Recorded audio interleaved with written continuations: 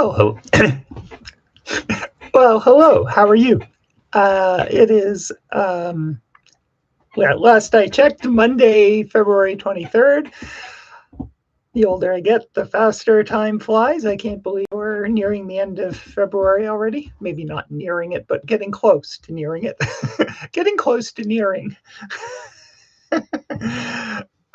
Anyway, it's February 23rd, and welcome to Virtual Collage Jam for February 23rd. We are using the prompt from Februllage, which is the annual Collage a Day festival.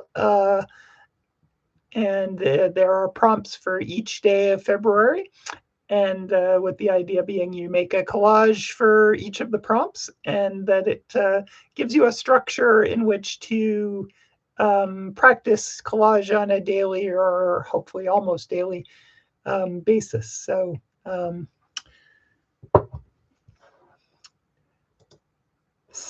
I'm getting all kinds of little, this is what's new in YouTube, little windows popping up. How annoying.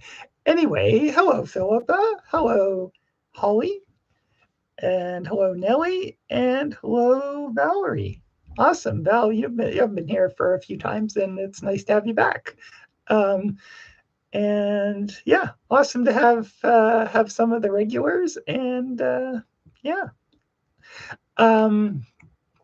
So the Februllage prompt for today is teeth, which is kind of a funny and fun prompt. So hopefully you'll have fun playing with that. Hello, Lisa. And yeah, it should be fun. So I will switch to my overhead camera in just a couple of minutes, but I should mention a couple of things for those of you in the GTA. Hello, Holly. Yeah, sorry. I just saw you pop up again saying hello, so I've said hello to you twice. I hope you don't mind. So I'm working madly on work for the Artist Project, which is, for those of you guys who are outside of Toronto, the Artist Project is Toronto's biggest art fair that is for independent artists. We also have something called Art Toronto, which is where national and international galleries show the work of their artists. But Artist Project is for independent artists, and they're run by the same company. But and I've been doing that for the last few years, and this year is no exception. It is earlier than it was the last few years, and that is messing me up because it's in the end, towards the end of March, but it's not. Let me just look at my calendar, because if I try and remember it, that's never a good thing. So it is March 26th through the weekend. It runs from, the opening night is on Thursday night on March 26th, and it runs through to Sunday the 29th. So so I'm madly making work for that. Fashion-based work, a lot of decollage, and I'm finding maybe it's just that I'm getting, I don't know, I'm finding it's taking me longer to actually make each one. And I think it's because I'm getting sort of more involved with them, which is great, but it's also meaning like I'm already behind, and so so wish me luck. And then the other thing that I should mention is both Kim and I will have one piece of art in a show at Redhead Gallery with our friend Elaine Whitaker. And that show, I'm not sure of the exact dates. It runs, I think it's like the 3rd or 4th of March through to the end of March, or almost the end of March. And that show is called Cum Grano Salis, which is Latin for with a grain of salt. And it has a speculative science fiction slant. And so our friend Elaine has she calls herself a sci artist. So she does a lot of scientific or science related work. So so she has asked a whole bunch of artists. I think there are 10, or maybe I think there are more than 10 artists that she's collaborating with in different ways. So so it'll be a lot of fun to see. So it is it's sort of speculative science fiction-y. So it's looking at possible imagined futures, but also with mine isn't particularly sciencey, but there are lots of the installations and pieces are going to be heavily influenced by science fiction or speculative science, looking ahead at what could be coming. So yeah, that should be interesting. The opening is, I launch in thinking I can tell you. Okay, Kat, open your calendar again.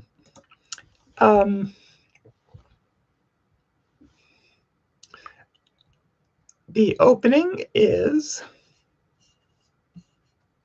on Saturday, March 7th, and it's from, when is it from, Kat? It's from 2 until 5, and there will probably be I think she's got a poet as well, so there will probably be performances. And then in a couple weeks later, on Saturday the 21st, all or most of the artists, including Kim and I, will be there. Again, we'll be there at the opening, but to talk briefly about each of our pieces. So that'll be really interesting. More so, I'm thinking for me to hear the other artists, because I kind of feel like my piece is, well, let's just say it's not, I think there is some more rigorous, interesting thinking going on in some of the other pieces than in mine, but that's just because I am insecure. So Elaine is happy with my piece, so I must. All right, I'm blathering on, and so so I'll switch to the overhead camera, and meanwhile, in the comments, hello Annie, how are you? Nice to have you along. How have you been? How has your collaging for Februllage been going? I know you're very good about doing it, so I'm imagining you are either up to date or almost up to date, right, Annie? Let us know in the comments. Annie also takes on Inktober usually, which is drawing in ink in October. So again, same thing. The Inktober has a bunch of prompts, one per day, and the idea is to make a piece per day based on the prompts. Of course, you're ahead of the curve, Annie. That's awesome. I doff my cap to you because that's very impressive. She's working on the last one, which is the prompt is last. That's a great last prompt, or like finish line or whew or something like that, right? As the prompt for the last day. Of course you're done. And then what are you into next? Are there other month-long challenges that I'm not aware of? The Inktober and Februllage are the two I'm most aware of, but there are probably others. So, and so if Annie's working on the last one, she might even be able to take time out and do a second one for Teethl. Or Annie, have you already posted the one for Teethl? Probably. And so let us know in the comments if you're going to work with the prompt today, or if you're just working on something else, or whether you're hanging out. Prompt is always optional. It's just sometimes it's really beneficial for us to have a starting place, right? So if that helps you get going, great. But if sometimes the prompt will be, oh, that's right up my alley, and sometimes it'll be like, that doesn't do anything for me. And if you've got something else going, that's great too, right? Work on that. So, all right, I'm going to switch the overhead camera, and so we're going to go black for a minute. And then when we get set up with the overhead, I will show you what I mean, I have the loosest possible plan, but I do have a, like, just maybe calling it a plan is too grand, but I have sort of a basis. That's a good word. I have a basis. Okay, so my basis is I printed a bunch of images of T-Rex skulls, and I think these are like Victorian etchings of teeth. The Victorian etchings are the best. Like, so those are, and I think these are all human teeth, unless I miss my guess. So I've got those. I also have some bigger prints, but I think these are going to be more the size that I'm looking for.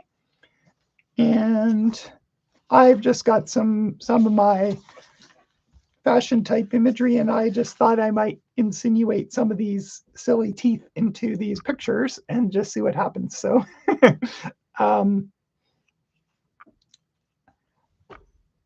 and that sounds like just the kind of absurd thing that that I would enjoy. So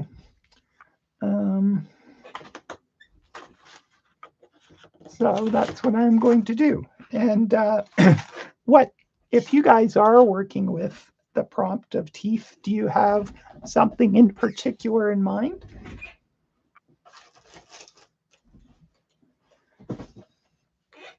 I'm thinking I will, excuse me, I think I'll also get some of my patented solid colored paper, because I just like solids as part of my mix. This seems to be the last sheet of this pad, so I'll just put that aside. And first thing I'm going to do is just take a leaf through for which image I think might be fun to play with.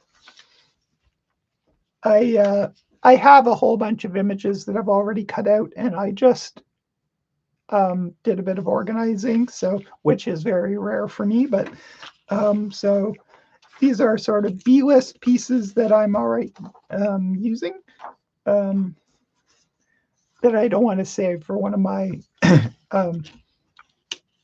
top level collages or one of my fashion type collages. Not that they all end up as top level collages, as you know, but no one's got a batting average of 100%, and mine is significantly lower than that. But I just thought I'd grab a few.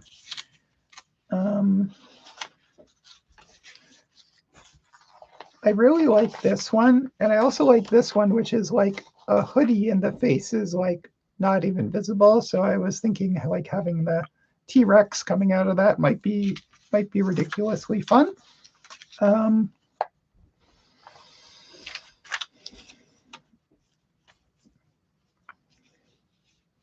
I don't know. Maybe she should have her arm inside of one of these, inside of these or something like that. I don't know.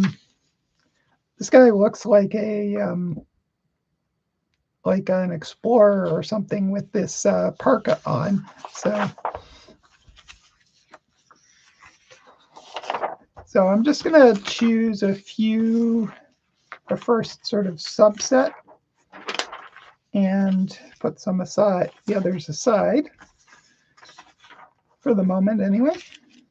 All right, I think these can go. Well, I actually didn't whittle it down very much at all.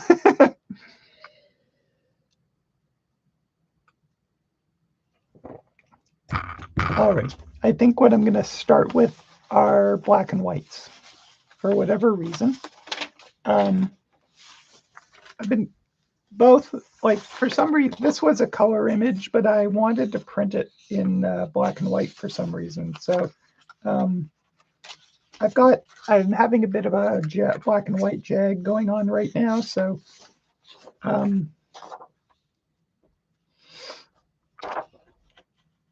so maybe that's why.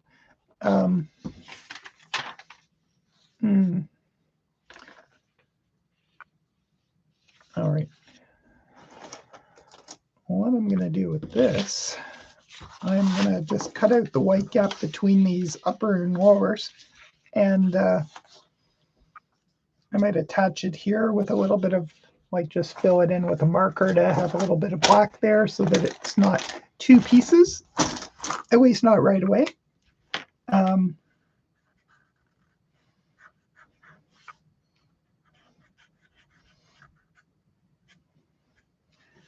And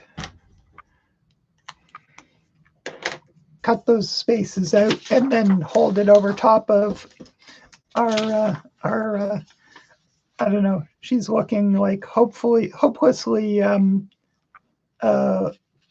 fashionable and full of herself, so maybe it's time for her to get chomped on. I don't know. Maybe she's delicious, good enough to eat. Whatever.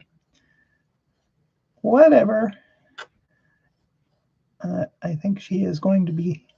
We're going to see what she looks like dancing in the dragon's jaws.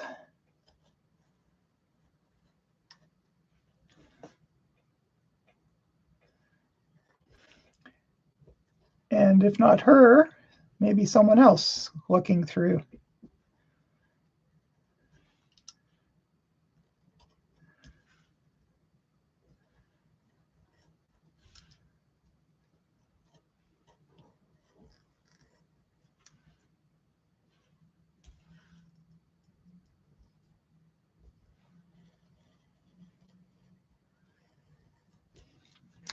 And how have you guys been doing? Have you been making collages? Have you been doing collage work for Februllage, for any other projects?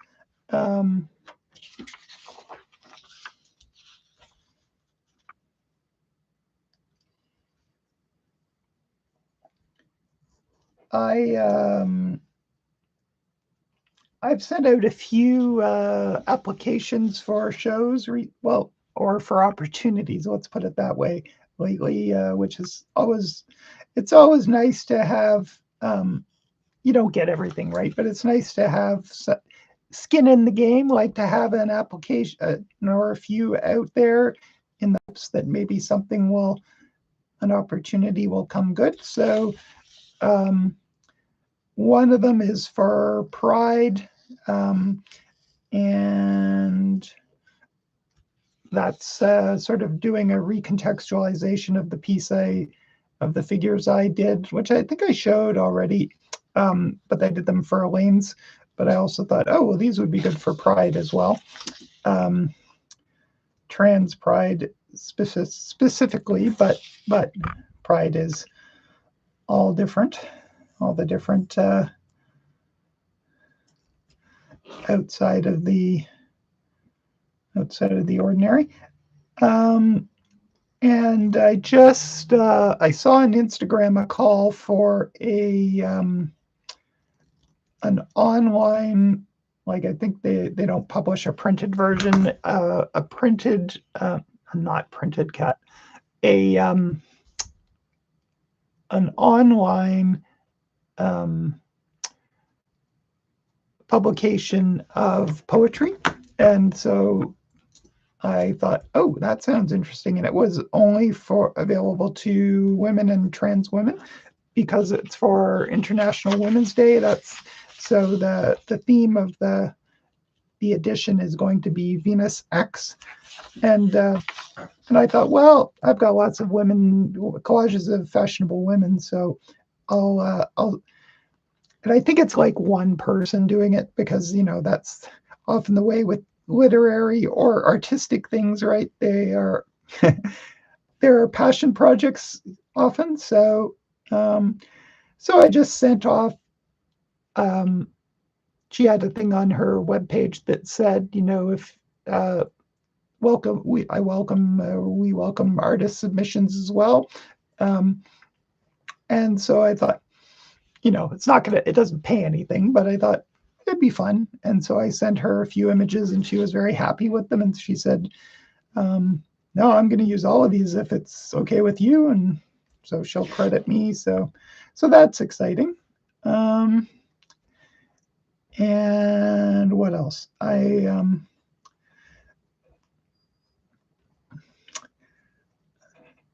also saw on Instagram, of course, I can't remember the exact name. It's something like Billboard Gallery, and it's UK, Billboard Residence. And what it is they put art on billboards, like commercial billboards. And I thought, ooh, that sounds like something I'd really like to do. And apparently the reason I saw it, I think, was because they're doing one in Montreal in the spring, I think in May. And I thought, well, first of all, I just would love to be on a billboard, right? Of any description. I think sometimes they're like electronic ones, and sometimes, well, I don't know. I really don't know very much about it, but since they're doing something in Montreal, that's awesome. And they're looking for Canadian artists, but I'd also love to do something in the UK with it too. So I haven't applied to that one yet, so I don't know like if it costs or what the odds are or whatever. So I'll find that out, but that's exciting. And what else? Oh, there's a hotel in London that called the Standard, and they have artist residencies. So and I think they look for, it's a very sort of fashionable hotel, like it's an art hotel. It's a bit like Union, the Union or Gladstone here. And I think the residencies can be up to 3 months of like space in the, like a room and space in the hotel, like twist my rubber arm in England, in London, right? So I'm not sure what the odds of getting that one are, but I have to apply, right? So that one I did send off. Some of the people who have been residences, artists in residence, have been fashion designers. So in the past, so it does seem to slant to fashion. So that's perfect for me. So, and I just happened to find that because I just thought, I'm going to Google artist fashion residencies. And most of what I came up with, like Googling and searching is such a challenge with search terms, right?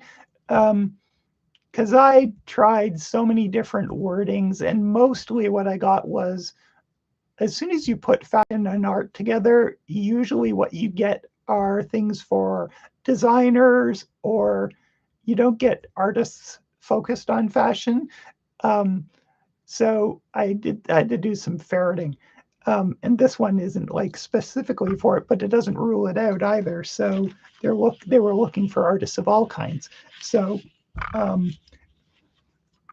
yeah, so that was that I would just adore the possibility to spend 3 months in London. Like, first of all, when you're not working, like to be able to go and see, go to all the galleries, go to music events, go to fashion events, like what an amazing opportunity that would be, right? So that's a question. Like, what if you guys could go to any city in the world, which, like, you'll probably want to pick 5, right? But like, what would be your number one? Like for me, I think it has to be London. I visited London, Kim and I did very briefly as part of a trip to England, but we were mostly outside of London. But the few times we went into London, I adored London. Like it was my, now I don't have a lot of experience. The only other big, interesting cities I've been to, let's see, I've been to Los Angeles, New York, and Hong Kong, and Kuala Lumpur. So out of those, London wins hands down for me. So, but if you guys could pick any city, where would you go, and why? Like some cities are better for art than others, obviously, and I think London is definitely one of those cities that punches very strongly for art. A lot of big cities do, right? So, I know Kim, having been to Korea, would probably Seoul is probably her favorite, and certainly seeing what she saw there from pictures and so on, I certainly understand why. Amsterdam also sounds amazing. But Holly, you're in the UK, right? So is there a city in the UK other than London that's really good for art? Like I know, is it Edinburgh? Edinburgh and Glasgow are also have like good art scenes too, right? So, and Bristol has the Biennale, right? So,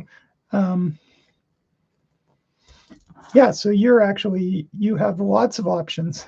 One of the challenges of being in Canada is it's a small population and a big country, right? So, Toronto is probably the biggest city.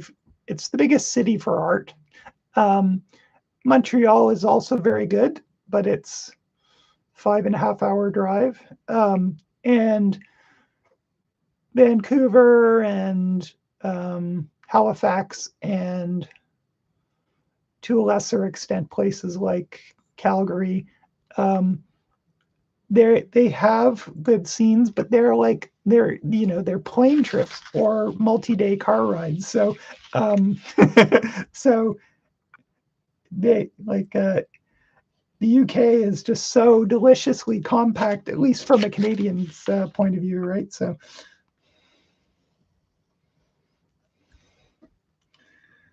So I'll get these teeth cut out, and then I'll take a break and look at your comments, and we'll see what cities you suggest, because I can't wait to see what you guys think are good cities to visit. I haven't been to Chicago, but I've heard it is also a very, very good, and I'm not going anytime soon. I'm not going across the border anytime soon.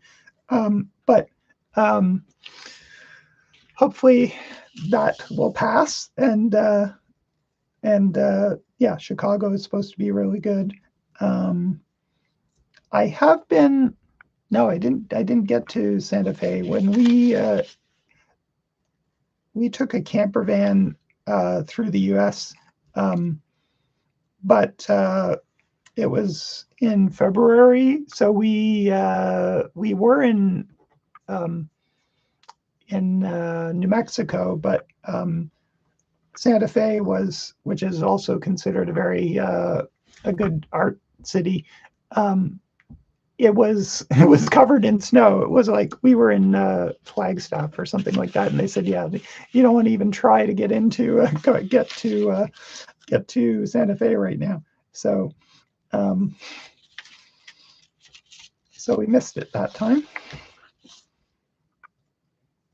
We did get to on that trip. We did get to San Francisco, and that was awesome.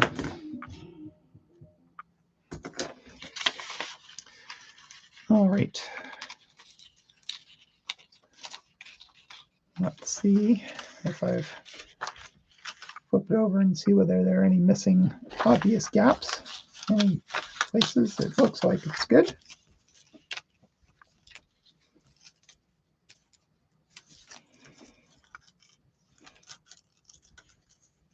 So just as a little aside, one of the things that's great about, like, I don't always do this, but usually I cut things out with a knife, and usually I do it so that the negative pieces are intact.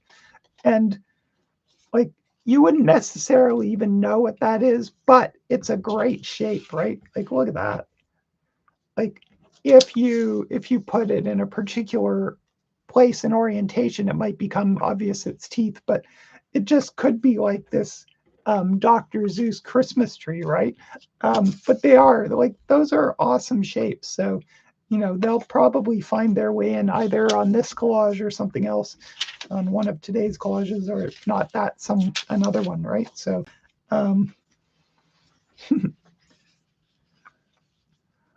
yeah, so I think something like this, you know, so often I'll do what I'm thinking and what I first have a thought of, like this. Doesn't work. It would need to be a lighter image, not a dark dress. Like, it could be her arm, right? Like, that might be better.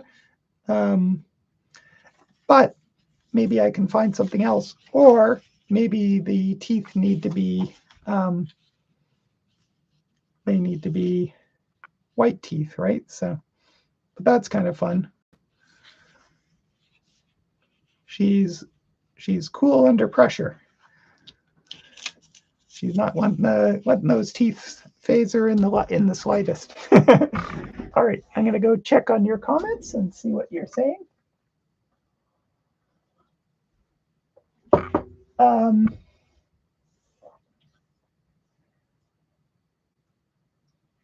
Wow, lots of comments. Great, guys. Thanks. So Holly says, love the Gothic Victorian edgy. Yeah, no, I love those. Yeah, they're fun. Scientific drawing in the thumbnail is so cool. Oh, thank you. Yeah. Val says, finished Februllage using scraps of for abstract collages. Awesome, Val. And both a round of applause to both you and Annie for getting all the way through. That's awesome. Philippa says she's just hanging out, which is great. They were at the AGO yesterday, which is, yeah, because you're in the like north of Toronto, right? So yeah, getting down there and getting back, that is you need a rest day after that.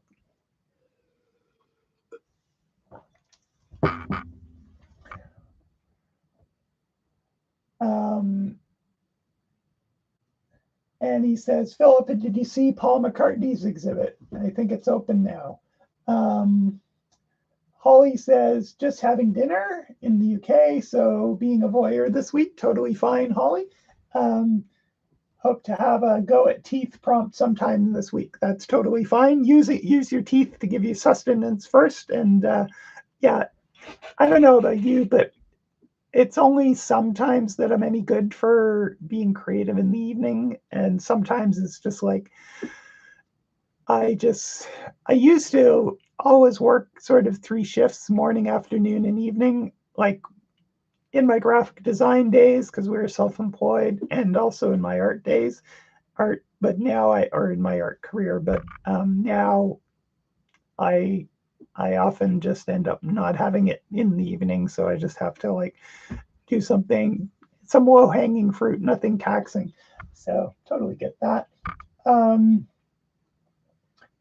Nellie says all she's doing is starting drawings.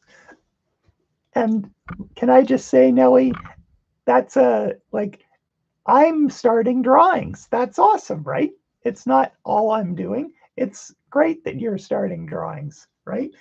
You never know where they're going to go. That's great, right? Starts are always full of promise and interest, and you don't have to finish them all, but it's a great thing to be doing. So don't minimize it. Holly says, oh, just check the meaning of voyeur. Not quite the right word. You know what? I know that it has that slant to it, but just watching is fine. I get it. I didn't think, oh, at all. So don't worry. Um, Nellie says, I introduced a bunch of youths to collage. They had no idea about it. Awesome. So Nellie is a longtime teacher, art historian, uh, and I love that you're introducing people to collage. I applaud spreading the good word. Um, and Holly says, nice. And Joy, hello, Joy. We were talking about the West Coast not very long ago. Um, she says, what a bite! All those teeth. A smile says so much. Greetings from Salt Spring, and greeting right back to Salt Spring. You're probably in the middle of your spring already. We still have plenty of snow on the ground here, so. Oh, and Philippa says Berlin is also a great hub for artists. That's true. Berlin, I've heard great things about Berlin.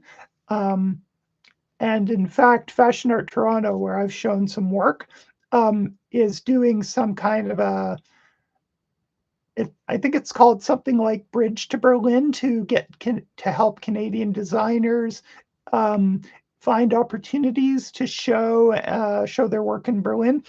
And I told the organizer, I said, you know, I know it's my work is art, not fashion, but I want to be part of that. So I don't know how, it's looking over the next few years, but, be awesome to go to Berlin to, as part of that, to show some of my fashion oriented collage as part of that initiative. So, yeah, and I've heard great things like Berlin is reasonably affordable too, I think. So, of course, artists are there, right? So, Holly says, if you want to go to Scotland, both Edinburgh and Glasgow are fantastic, but I haven't visited them recently. Bristol is also a great city, especially street art. Oh, I didn't know it was like specifically street art, but that makes sense. So, yeah, awesome. I love street art. Annie says, can't go wrong with Paris. How did I not mention Paris, right? I need to spend more time in London too, and Tokyo. Annie, have you been to Tokyo? You were going to Japan, weren't you? And Holly also says Brighton is pretty cool and creative too. Huge pride scene there too. Yes, actually, I definitely want to check out Brighton. The last time I was in London, which was like 2008, the last and only time I was in the UK. And that was long before my egg cracked. So pride destinations, or like I know Bristol is very creative and very queer. And but I didn't know at the time that was something to be looking for. But now it would bat higher in the pecking order. That's a weird thing, batting higher in the pecking order. Sometimes the things that come out of my mouth, I tell you.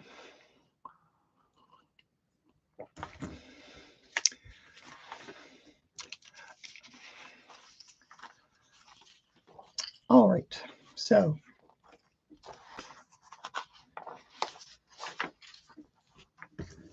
I'm just going to make a few sort of component ideas and then see how they go.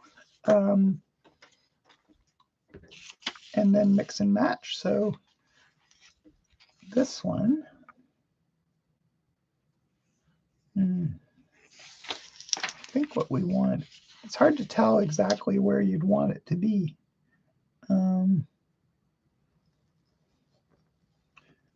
Maybe just a little bit in from the furry edge.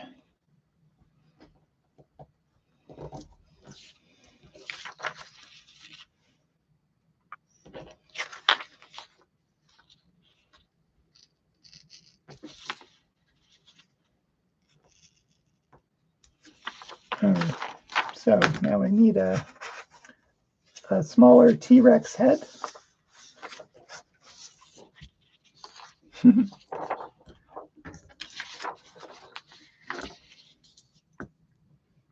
Oh my Lord. There's also a small matter of cutting out the teeth, and they're a lot smaller in this one.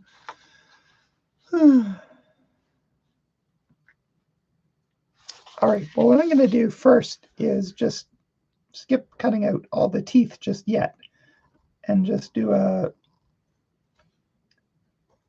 cut it out on the outside and see whether it looks promising. Because we can always do all the rest of the cutting later if it looks promising.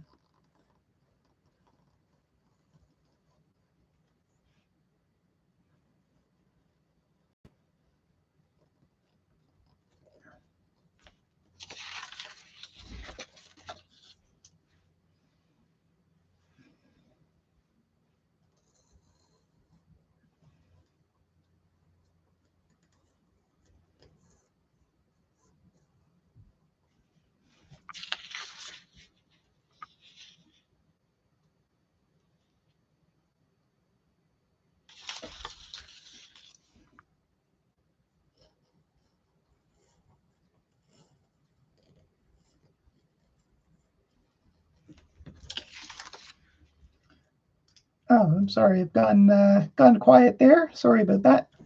Just trying to figure out what I was looking at on this piece, on this image.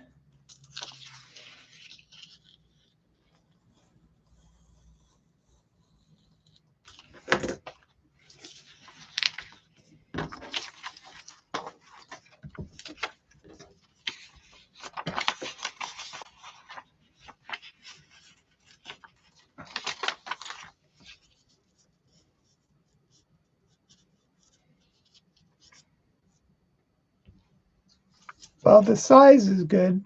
It said this photo has a lot of light gray, whereas I punched this to be very high contrast, so they don't look exactly like they're from the same place. But that's the way collage is sometimes. So maybe that's maybe that's fine if I put some other things on this that also add different kinds of feels. I think this one's going to be too big.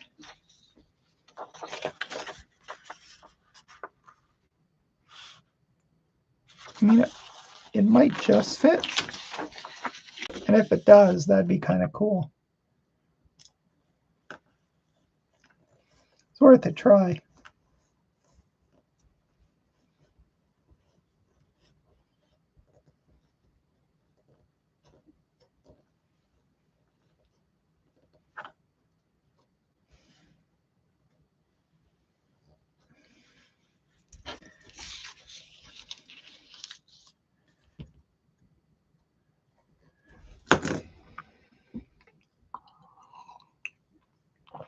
So both Annie and Val, you guys, I know you're done or almost done the Februllage, but you must have done the teeth one earlier, right? So what did you do when it was time to do the teeth prompt?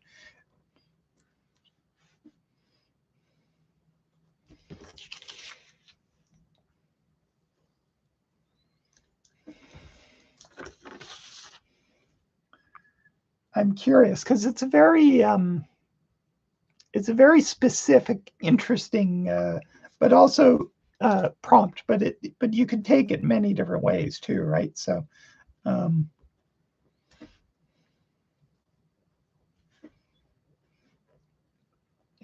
that's kind of what you want in a prompt, right? Is that it has that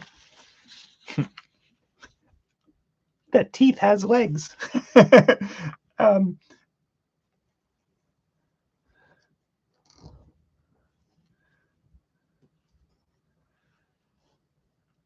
Anything that sort of gives you lots of possibilities is a good prompt, I think. And sometimes I actually think that sometimes prompts that are very specific and feel limiting at at times, or at first, when you go, oh, that's really like, I can't even imagine what I might do. It's so specific.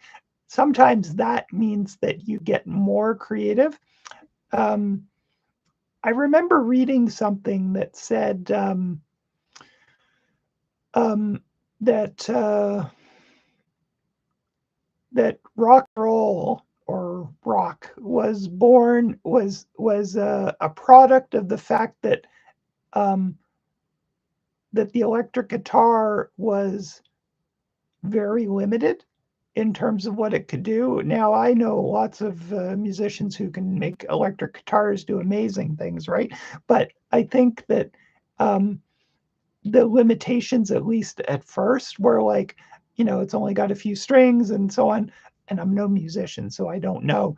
But forced more creativity, and then some of the creativity was in like, oh, what what devices can I add on to this to create different sounds, right? So I know lots of guitarists use like pedals and all kinds of additional things. So there's the creativity in like, how could I use this very basic instrument in new ways, and what else could I tack onto it to make it sound differently, right? So this idea of like something that feels at first too limiting um, can be a prompt to get us to be more creative, right? So um,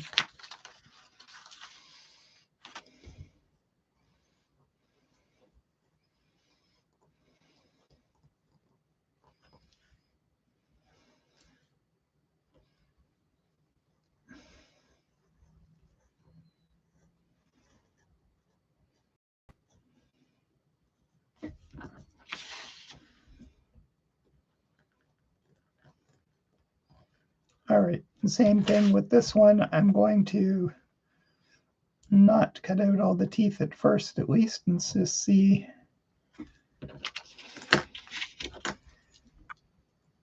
Before I get carried away with cutting all the teeth, I'm just going to do a test fit and see what I think of its potential.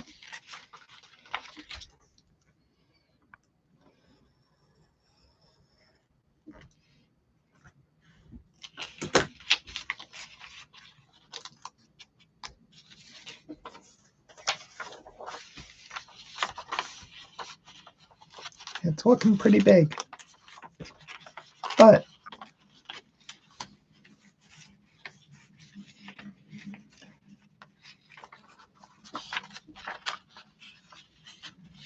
maybe not too big. Let's see.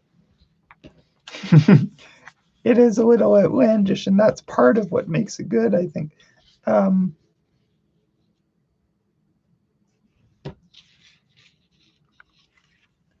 Yeah, I'm kind of thinking that the bigger one is better.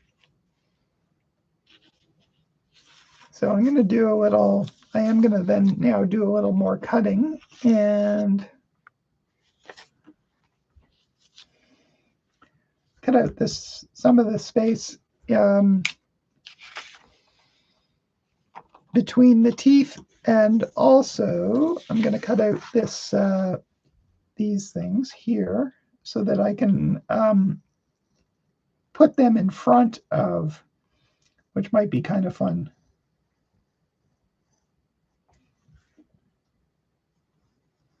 In front of the head. Sorry, I'm today I seem to be bad about not finishing my sentences. I will endeavor to do better.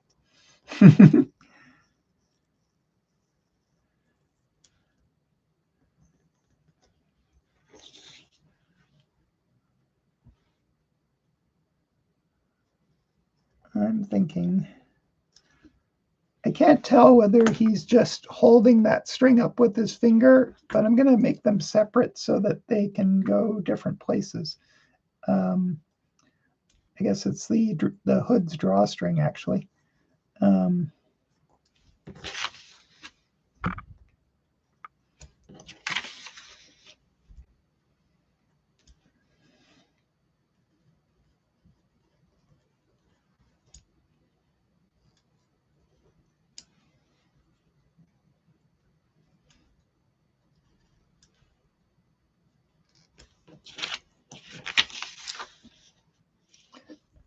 was just thinking there are a lot of fingers here. I think he's got both his hands up and one is behind the other. That's why I was thinking this is quite the, and this thing that is actually, I think the string is behind his other hand, so this second string, so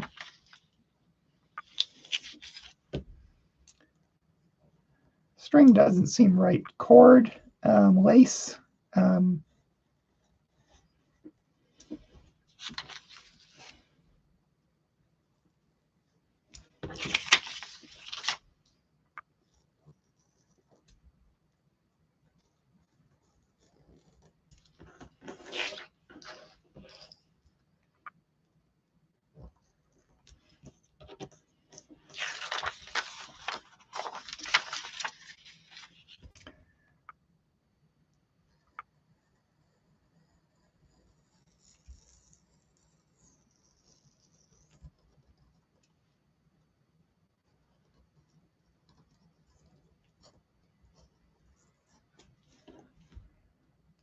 this one's in motion, so that's blurry at the end here, like it's bobbing up and down, but that's kind of fun.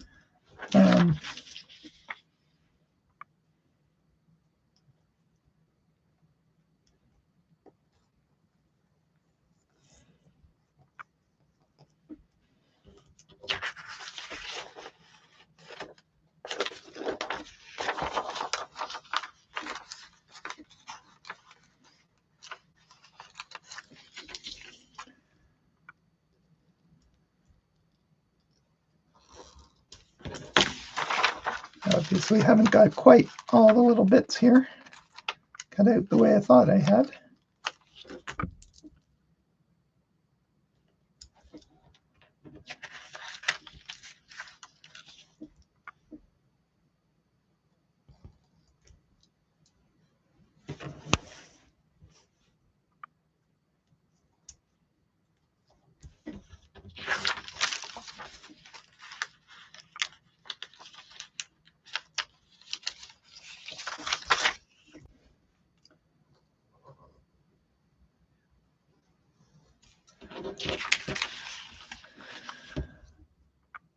I'm also going to just cut the figure out because there's not much to it. And I think it'd be kind of cool if I put it in a different context. And it'll be kind of fun to have this text sort of running over top of the figure.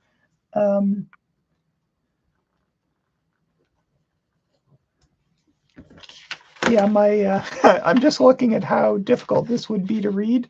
This part's reasonable, but wow, the text that runs over top of the texture of the sweater, my boss never would have let me get away with that.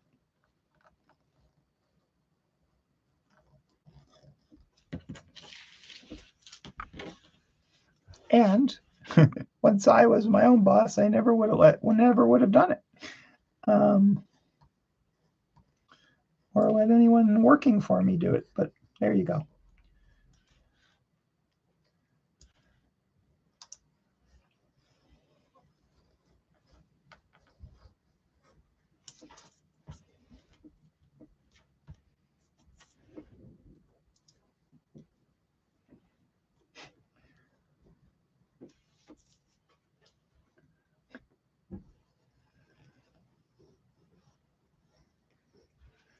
All right.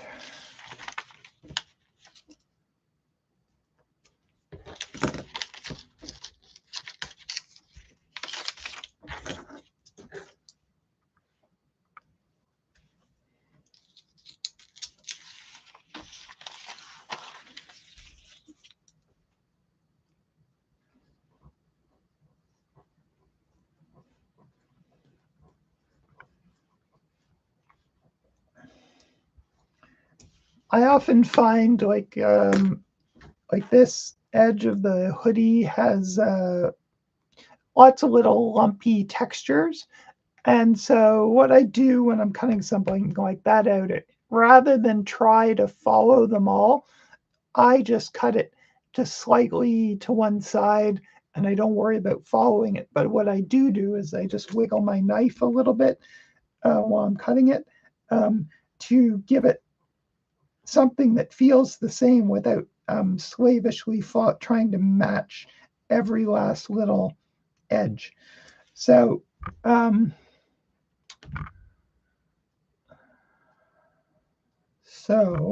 there was something I was going to say about that in particular.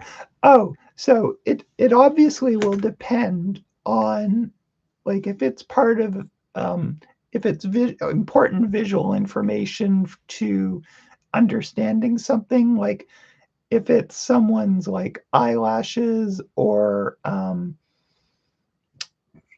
if being inaccurate will mean that it's hard to read, it loses its meaning, that's different. But if it's just like a fuzzy edge or a lumpy edge, like then it's fine to just ad lib it, I think, and make it easier on yourself to do it that way. So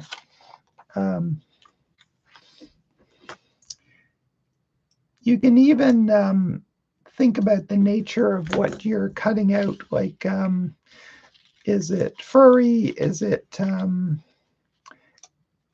like if it's a piece of rope, so it's going to have like every so often, like it's going to be like short arcs each time, so that then you can make your wiggle a bit more like that, even though you're not cutting out every last exact bit.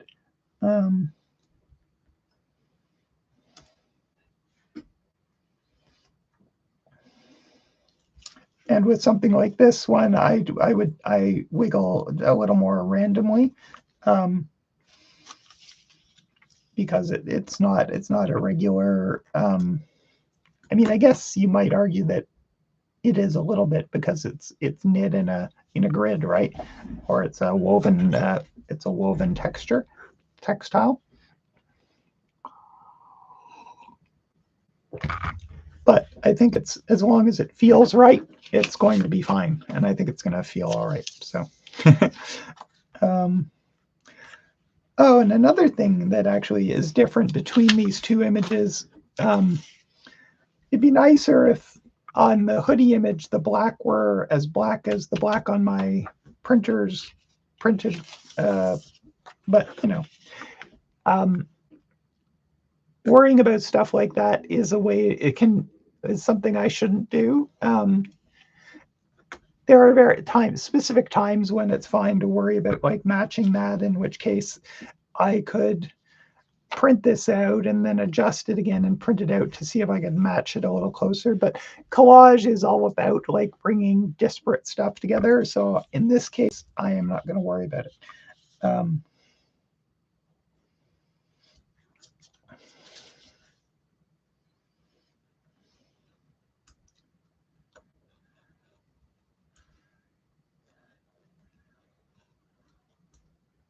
I'm getting more and more familiar with this particular T-Rex's teeth as I cut them out more than once.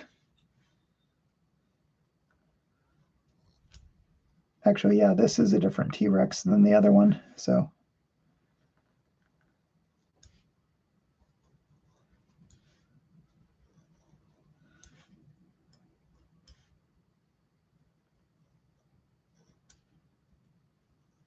I wonder how consistent. I mean, they must have been fairly consistent from one individual to another in terms of how the teeth were sized and spaced.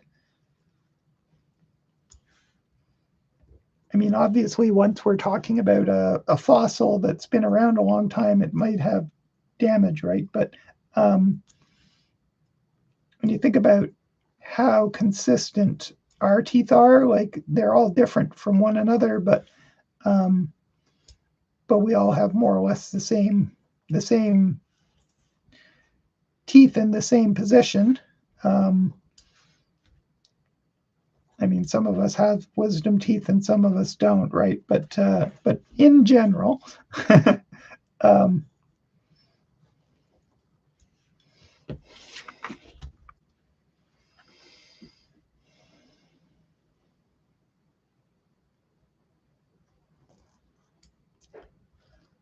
All right.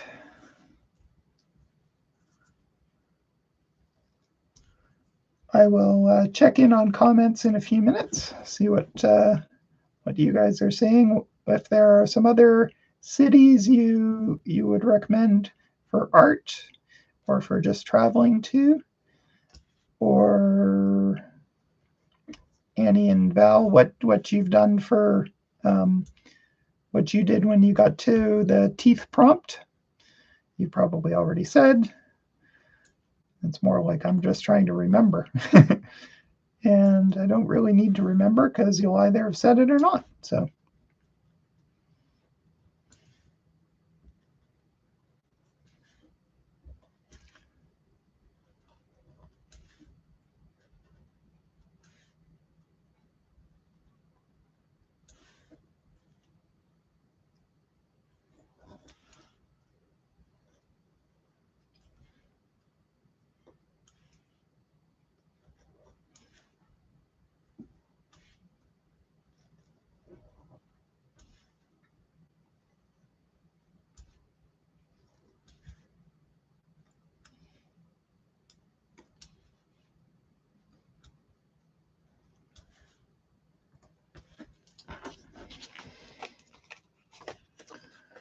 All right, just flipping it over to see if I've got every edge. Doesn't look like I've got that one there.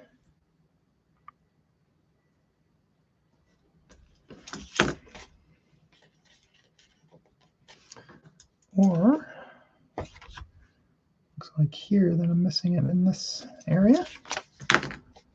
All right, should be close, close anyway.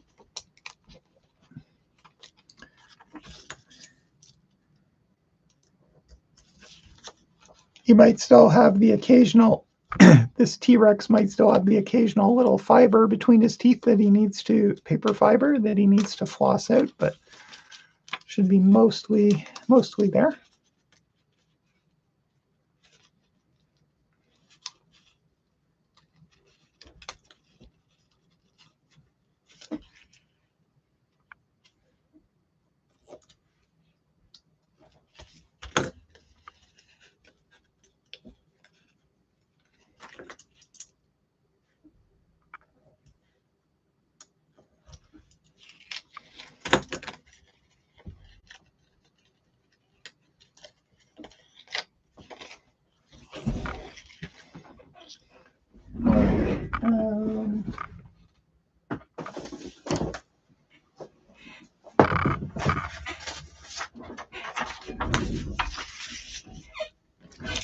Just grabbed a piece of red just so that I can see how each of these relate to each other.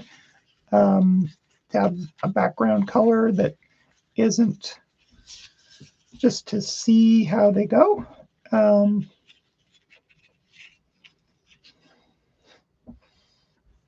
And yeah, this is kind of fun. I'm enjoying this.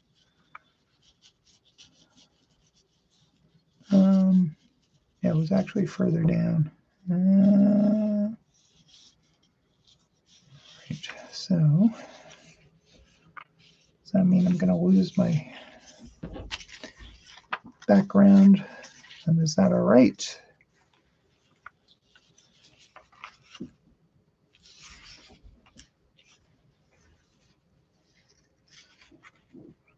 Yeah, I guess I have to lose it, so that's fine.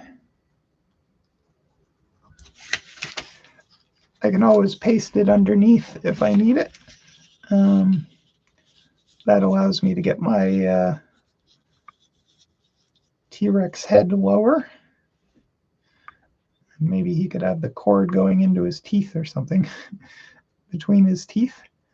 And this hand sort of going up to his teeth as well. Oh, this is just ludicrous, but there you go. I didn't get the last piece of the gap out.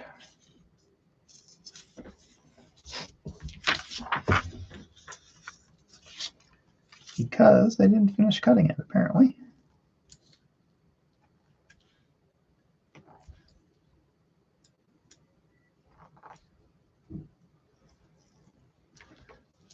All right, that should do it. Okay.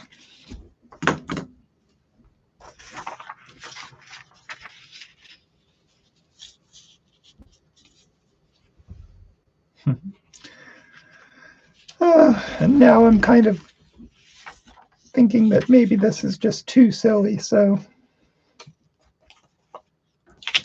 and beware things like that. That's just the kind of day I'm having. Is I think it's so easy for us to pass judgment on what we're doing, especially when we're in the middle of doing it. So,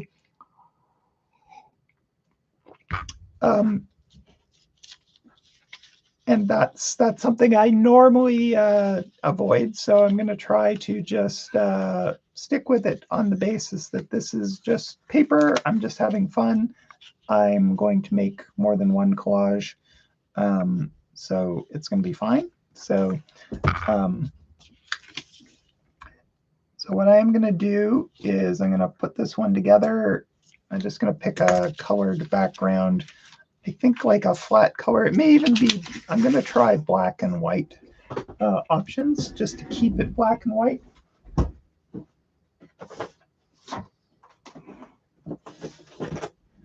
And then move on to something else. And then maybe come back to this one. So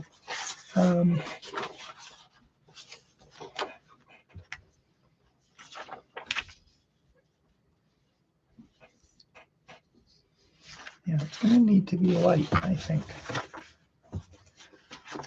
It doesn't have to be white, but I think light is important. So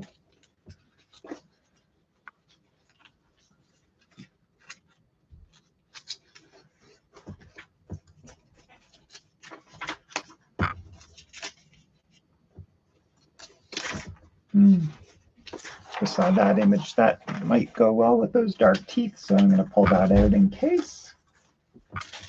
And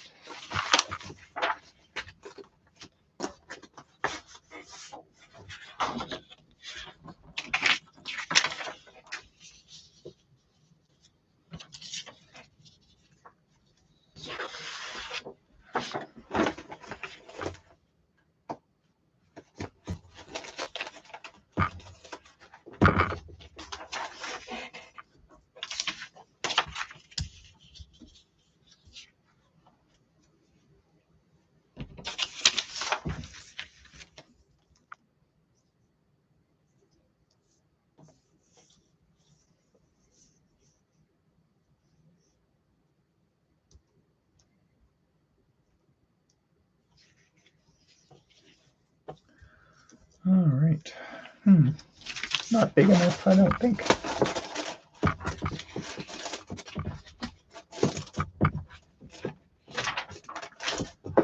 All right, where is my...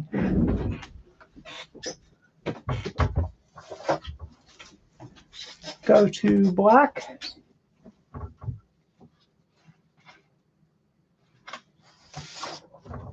And just in case crazy pink looks better with these black and white images on it, I'll take a look at both.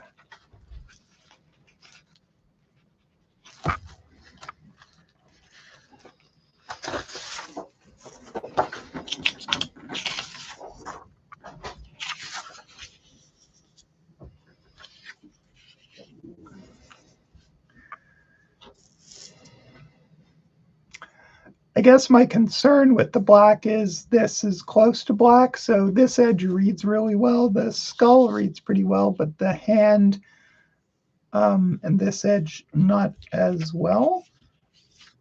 Whereas here, they both sides read well because it's middle value and obviously it's color as well, right? So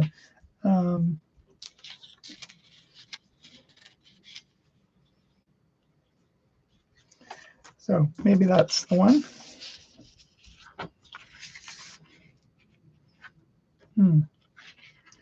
What if? Just going to try the idea of like having the pink in front of him and the black behind him might be interesting.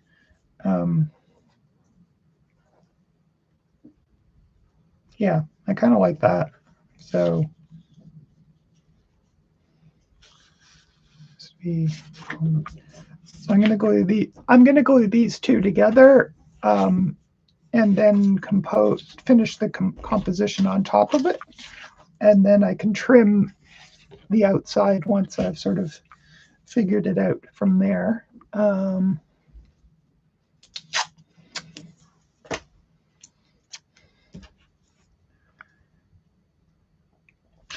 You know, I think about this kind of sort of stark imagery, black and white, and collaged, and something that comes to mind is like budget, like old school budget,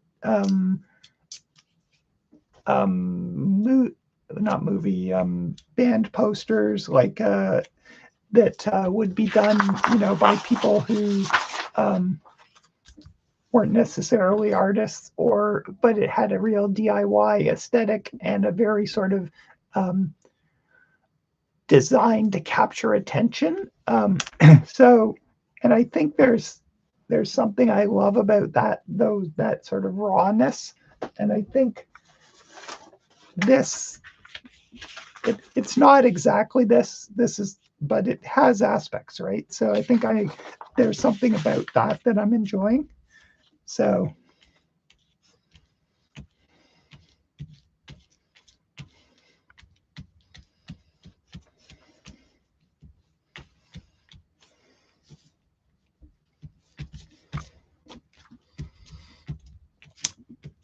because if we dial it back to like the 60s, 70s, 80s, you know, color printing, if you had a band that was just that was in their early days, you weren't going to have anything printed in color until you were better known, right? So probably you're getting it photocopied, right? And photocopiers, especially then, weren't that great. So it had to be strong, and it needed to be able to stand up to poor photocopying and still look legible. I mean, oftentimes they weren't, but what they did have was like an energy, right?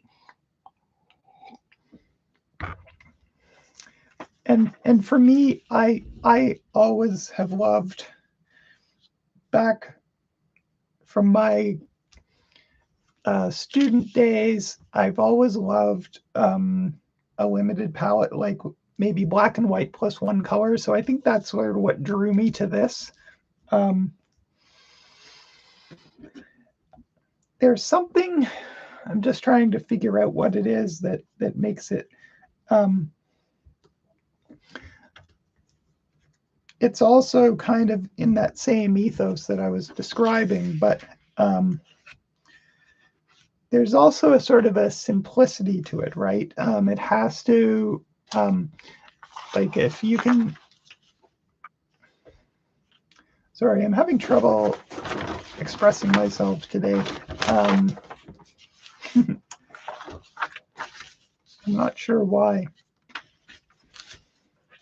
I think I've been in visual mode for quite a while with making collages for artist project. So, whereas a couple of weeks ago I did a bunch of applications, as I mentioned, and so I was. I wonder if I would have been more articulate then. I think maybe I'm just hoping. But you know, when you're working with images rather than words, it stands to reason that you'll have these. I shouldn't be gluing the. I should only be gluing his body because I want the. Yeah, I'm talking and getting ahead of myself because I should get the Tyrannosaurus skull into this before I get it glued down. Okay, so this is what happens when you mess up. You have to do things quickly and on the fly, and hopefully they work out. So I guess I want it under both the hands and the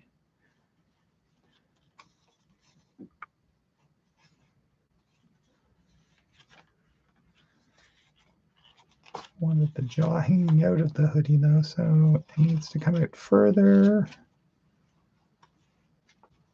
Maybe there. All right, well, that's where it's going to be. And maybe the lanyard can go through the teeth and the hand can go in front of them. And now we'll go back and try that again. I think the glue is somewhat dried already. Not fully, but somewhat. All right.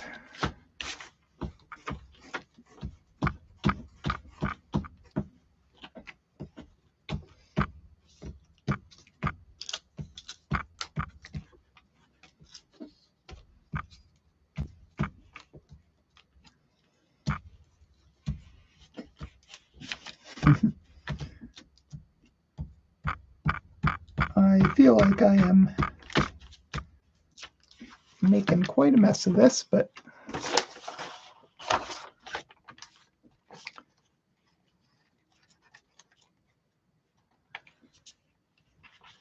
be that as it may.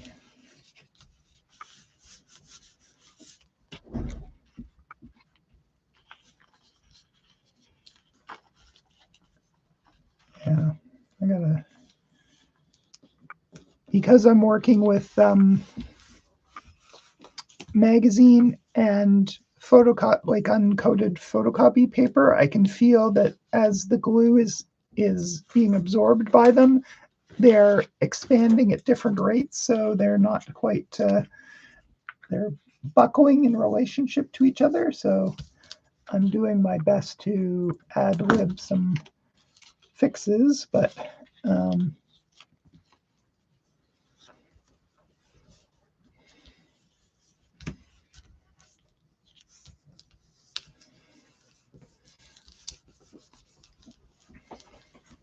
course, I didn't anticipate that, but as soon as I realized, like, you know, I glued them to each other, and then when I was smoothing it out, it was like I realized they were not in the relationship that I wanted, and this was buckling, and it's because the two different papers, the coated paper, I think, was not expanding as much with the wet glue, and the uncoated paper was expanding more. So because they were glued to each other, they were fighting. So just peeling them apart and relaying them down separately rather than together. Fingers crossed, it's sort of, I've averted the worst of it. So I think this hand needs a little bit more glue under it. So there we go. That lanyard, I don't know.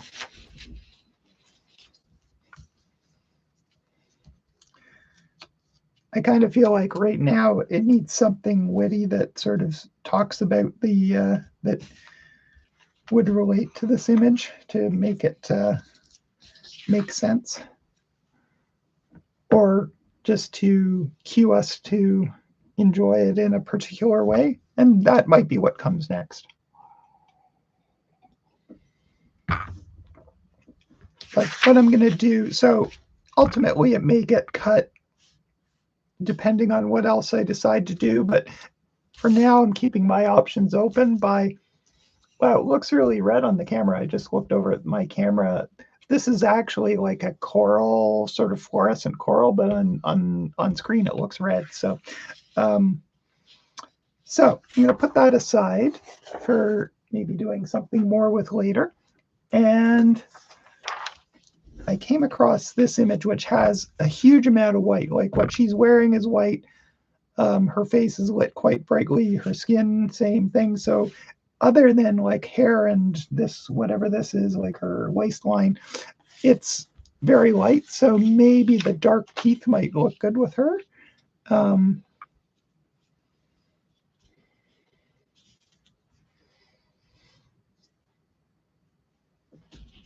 And I think you definitely read the teeth much better on this one, but I still kind of feel like, I don't know, there's something about this image that I just want the teeth in this image and this image. Now that I've seen that one, but this one just feels more like it. I'm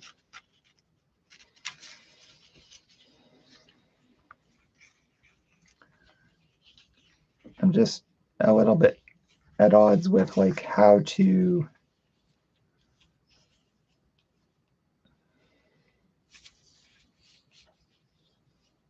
crop it. Not at odds, but I'm just not quite there yet in terms of what makes the most sense.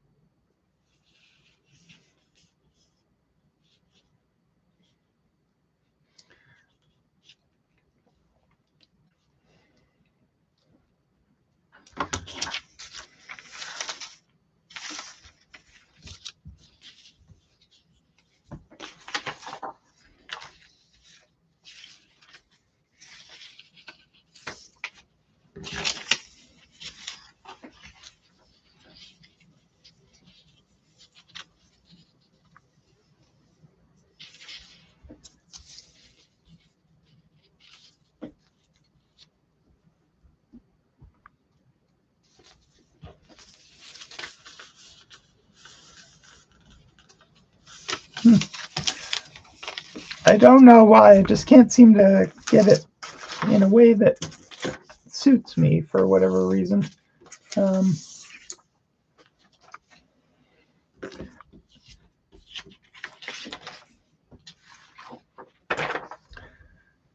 mean, it is good that the teeth can partially obscure her, obviously, and this kind of makes the most sense to have like her sort of body oriented along the gap, but I also kind of like want to see some of the arms, in which case I lose a bunch of the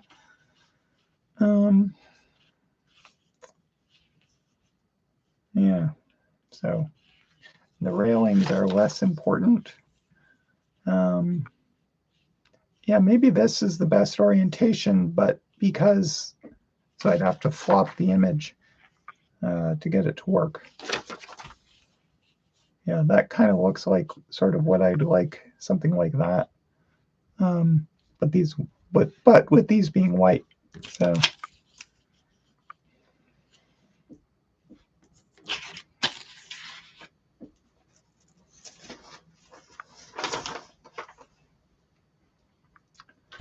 Oh, where's my negative? Where are my negatives?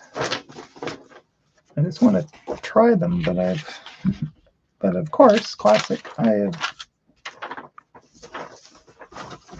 been working and I can't find them now. All right, let's see.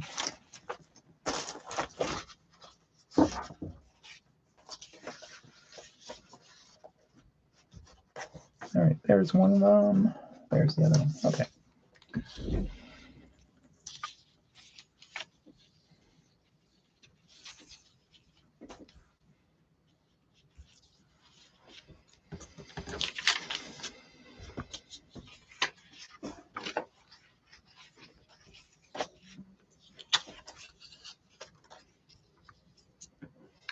I just wanted to see what these two relationships were to each other, like how far apart and where were they. So, okay, so that edge is the continuation of, now that I see it, I can sort of, that is the same tooth. So, because I'm just wondering, oh, it'd be kind of interesting, this sort of interruption here of her pose. And maybe it's, this is more surprising.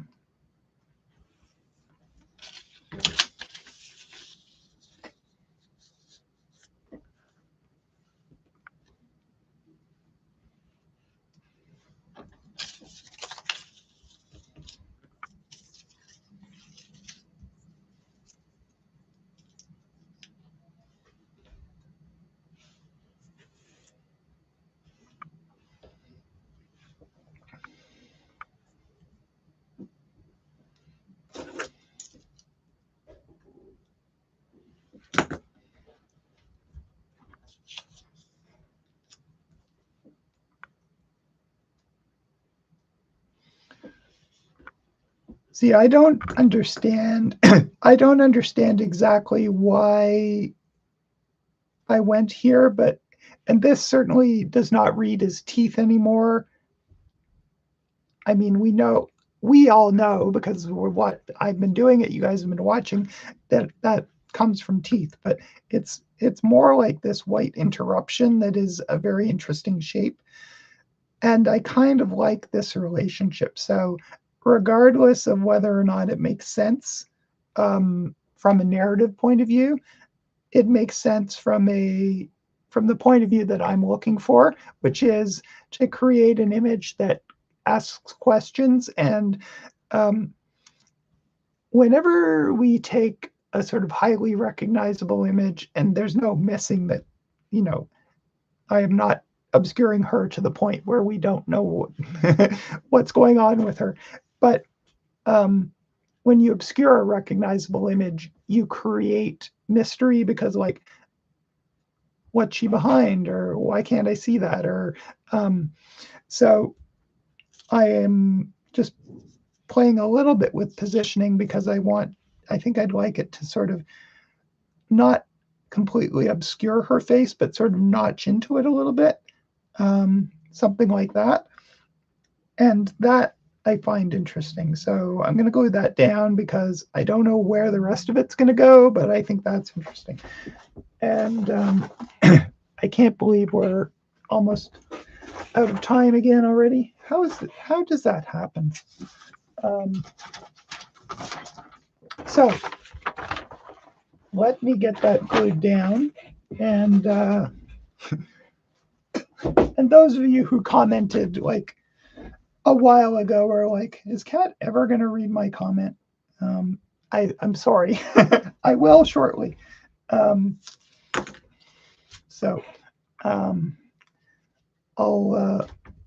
glue this down, and then I'll switch to the other camera to sign off, and then and read your final comments. And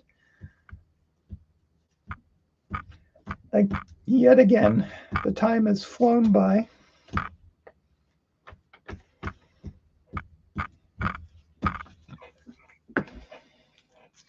All right, so because I found where it was, I put a tiny little knife tick down here that tells me where to align this corner.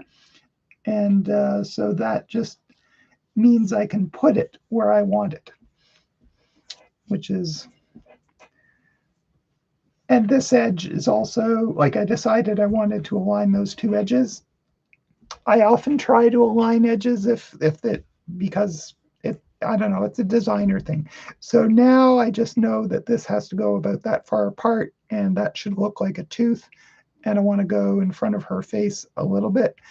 So those are probably enough things to go by for how to position this piece.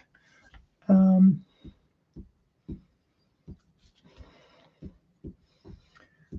now I just have to not damage this piece as I glue it.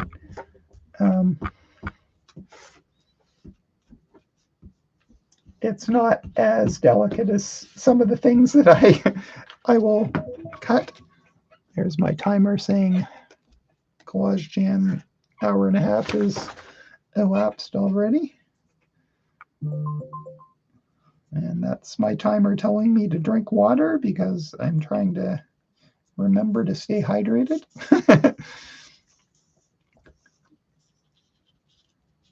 All right, that's kind of obscuring her face just a bit too much.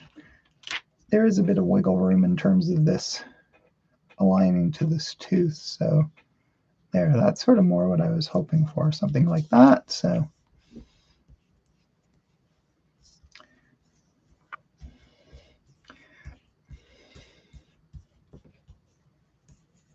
yeah, this is very strange, but it tickles my fancy.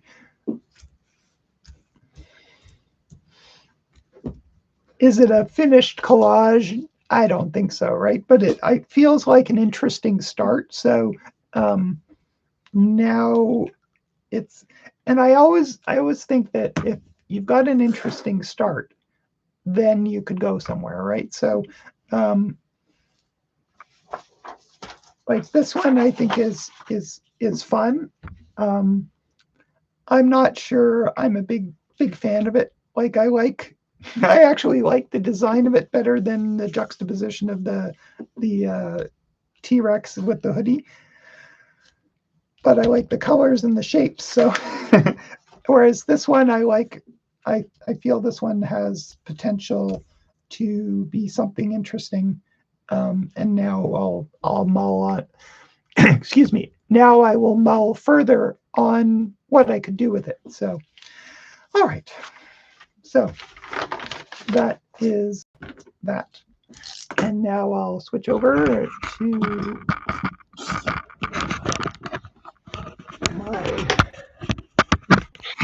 to here. And I will switch my glasses so I can see. From the collaging glasses to the computer glasses. And let's see what you guys were saying.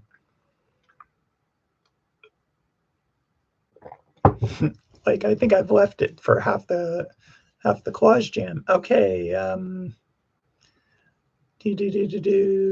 just trying to find out where we left off. So Annie says she was in Tokyo in September, but a family emergency, right? Yes, I remember that now. Cut her trip short, which is a drag, like especially if you've gone halfway around the world. But only got to the National Museum and Sumida Hokusai Gallery in to see 36 views of Mount Fuji. Well, that in and of itself is exquisite, but I'm really sorry, Annie, that you ended up missing so much of what would have been an amazing trip. And so Joy says, Joy from Salt Springs says, February was so cold in Toronto. Memories of snowshoeing. Oh, snow shoveling, yes. Gold Olympic medal for snowshoeing. So happy to see green and daffodils again. Yeah, it's going to be a few weeks before we see those, but I enjoy them. Val says she has a large mouth with small men cleaning the teeth. That's awesome. Like, yeah, I can just see it like with the scrub brushes. That's awesome, right? Like the hippopotamus and the cleaner birds. That's awesome. Holly asks, what kind of instances would you reprint things for to match the contrast intensities? Curious. So I'm of two minds. And so I don't like hard and fast rules, but oftentimes I like to just collage with things the way I find them in magazines. But sometimes with this prompt, for instance, I found a bunch of images online, and so I have to pick a size to print them. And in that case, I decided, oh, I don't like the brown colors. I've somehow wanted to work with black and white, so I shifted it to black and white. And I looked at the contrast, and I thought I want a contrast here, so I printed it that way. And so it's this dance, right? Because I like using things the way I find them sometimes, and sometimes it's like, you know what? I want this to be more this way. So I don't think I have a hard and fast rule. So yeah. So that's I think it's on a case by case basis, and whether I'm finding the enough as it is, and it's interesting the way it is, or whether it's like, yeah, this would be way more interesting if I changed it in these ways, right? So for instance, like one thought that occurs to me that where I changed all the images was the piece I was talking about for the Cum Grano Salis show. The show itself had a very specific color scheme. It was supposed to be mostly blues, right? So I had a few pinks in there, but it was mostly blues. So I had to, and I was taking color images. I was making the black and white, and then I was making them color duotones with the right colors to match the call. So Holly says, also practically, what size cutting mat would you guys recommend? Wondering if you've got one as beginners got one as beginners and regretted the size you chose later. So that's an interesting question. Cutting mats used to be really prohibitively expensive, and now they are, I think, less so. I really like the size that I'm working on here, which is, it looks like it's about 22 or 24 inches by 18. So 18 by 24, and that's a good size. Like, it's not too small. But if you're going to a class, sometimes a smaller one that's sort of just like 9 by 12 would be good. Like if you want it to be portable. This one is awesome for this desk. But the fact is, both my wife and I are artists. We both do a fair bit of cutting. So we have, I don't know, like a dozen cutting mats. We have a long skinny one. We have some really big ones, like double the size of that, or maybe even triple the size. So I think what's really cool is having one that's big enough on your desk that it sort of covers most of the desk and it protects the desk, but it also means you just cut without worrying about it, right? So I think that's good for like a home setup, and then a one that's small enough to take somewhere, like if you're going away for a weekend and want to do a bit of collaging before everyone else is up or whatever, right? So let's see. No such thing as too silly. Well, thank you, Holly.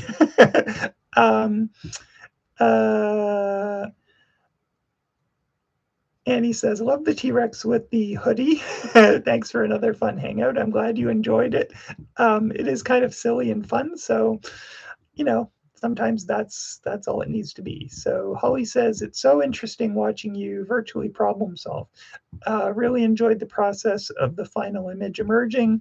Every tweak got more interesting. Pleasure to watch. Learn something new every time. Holly, thank you. That's awesome. I'm really glad because,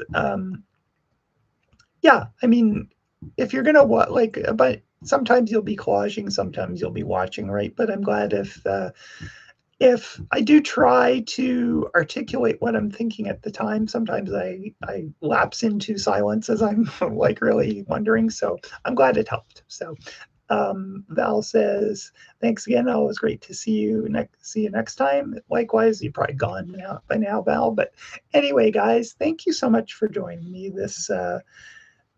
today. And our next one is in a fortnight, as it usually is. And I'm just going to look ahead in my calendar. So next one will be March 9th. And the theme for 2 weeks from now is melt. March 9th, I'm hoping that means some of our snow will be melting, but maybe it's cheese melting on your grilled cheese sandwich, whatever, right? So melt is our next theme on March. I've already lost track of it. Did I say 9th? Yes, March 9th. So I will see you in a fortnight. And Nellie says you could add drawing to the hoodie collage. Yes, I think that's a good idea, Nellie. I think that's exactly what I'll do. Loved your course on collage and painting. Yeah, and I'm actually teaching something at Nielsen starting this Friday on collage and drawing, so it'll be good for me to warm up. So that sounds like a great idea. Thanks, Holly, and take care, and we'll see you next time around, guys. Feel free to post your collages in the Collage Jam Facebook group, which I haven't been to, bad me. So I'm going to go do that after this and see what you guys have posted. And I'll see you in a fortnight. Take care. Bye-bye.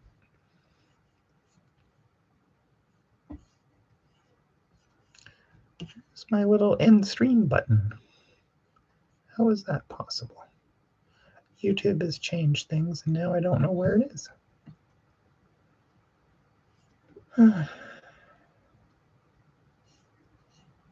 There it is. They moved it up there. Okay, sorry, guys. See ya.